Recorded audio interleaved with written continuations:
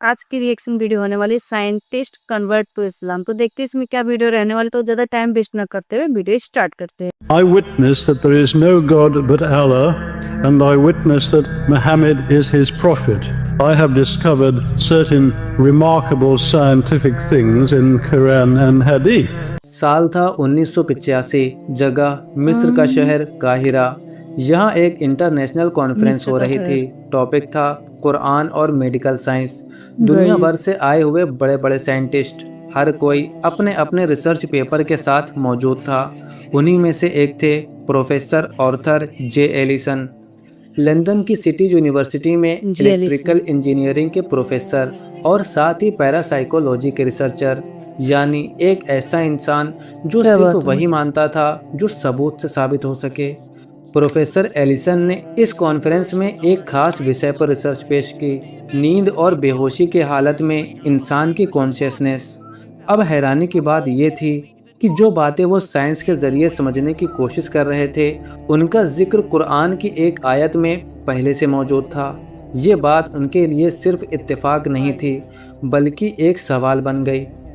एक किताब जो 1400 साल पहले आई, वो ऐसी बात कैसे कर सकती है जो आज का साइंस समझ रहा है।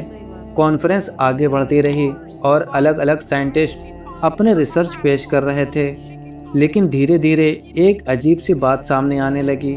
कई साइंटिफिक फाइंडिंग्स कुरान की आयतों से मैच कर रही थीं। अब ये सिर्फ एक या दो बातें नहीं थीं, ये एक पैटर्न बन रहा था।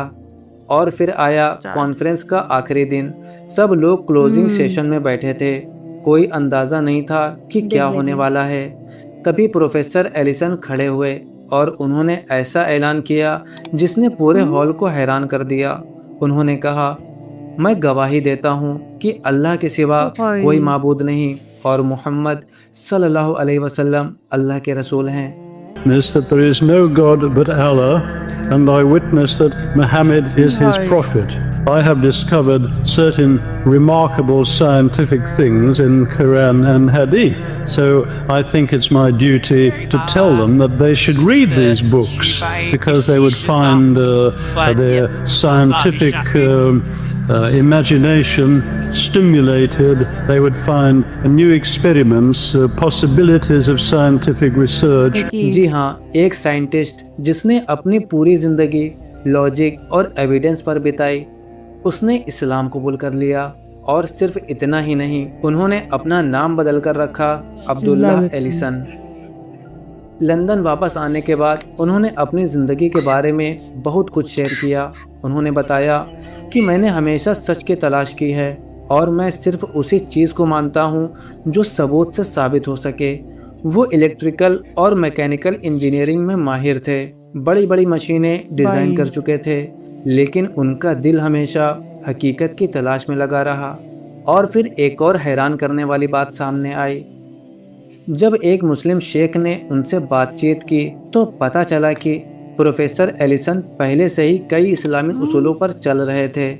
उन्होंने कभी पोर्क नहीं खाया। असल में वो हमेशा से वेजिटेरियन थे। उन्होंने कभी शराब नहीं पी, सिगरेट तक को हाथ नहीं लगाया। क्यों?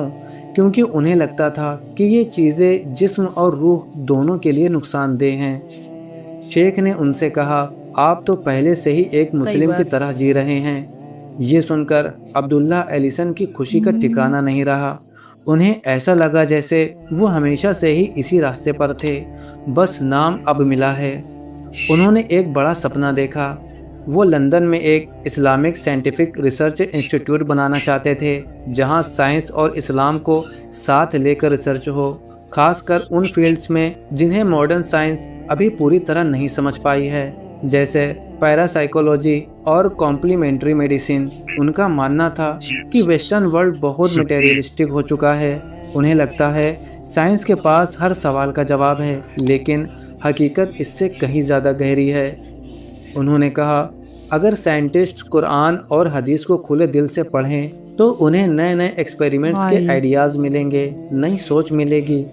अब्दुल्ला एलिसन सिर्फ एक साइंटिस्ट नहीं थे, वो एक बेहतरीन इंसान भी थे। उनके दोस्त डेविड फॉन्टाना कहते हैं, आर्थर एक ऐसे इंसान थे जो सिर्फ सबूत पर यकीन करते थे, लेकिन जब उन्हें किसी चीज़ की सच्चाई समझ आती तो वो पूरे हौसले के साथ उसका साथ देते, चाहे पूरी दुनिया उसके खिलाफ क्यों ना हो। उन्होंने अपनी ज़िंदगी इल्म, सच्चाई और इंसानियत के लिए समर्पित कर दी और फिर 6 सितंबर सन 2000 को 80 साल की उम्र में हाय। इस दुनिया को अलविदा कह दिया। बीमारी थी इसोफेगस का इसोफेगस। कैंसर, लेकिन उनका अंत बहुत सुकून भरा था, अपने घर में अपने परिवार के बीच। तो सोचिए, एक इंसान जिसने पूरी सही ज़िंदगी बात। साइंस को समझा, जब वो कुरान को समझता है तो उसका नतीजा सही। क्या होता है? शायद सच्चाई वही होती है जिसे दिल और राइट। दिमाग दोनों मान ले।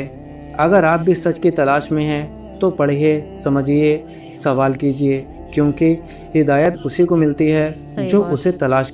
तो आपने देखा किस तरीके से एक साइंटिस्ट ने इस्लाम खोजना चाहते थे, जिसके बारे में सोचते थे। उन्होंने जब बुक में मतलब कुरान पाक के कुरान में देखा तो उसमें सवाल पहले वो पहले से अच्छा मानते थे, मतलब फॉलो करते आ रहे थे, लेकिन बाद में जाकर उन्होंने कबूल करे। तो देखिए किस तरीके से साइंटिस्ट ने मतलब इस्लाम कबूल किया और बातों को ध्यान में रखा और 80 साल की उम्र में उनकी डेथ हो गई।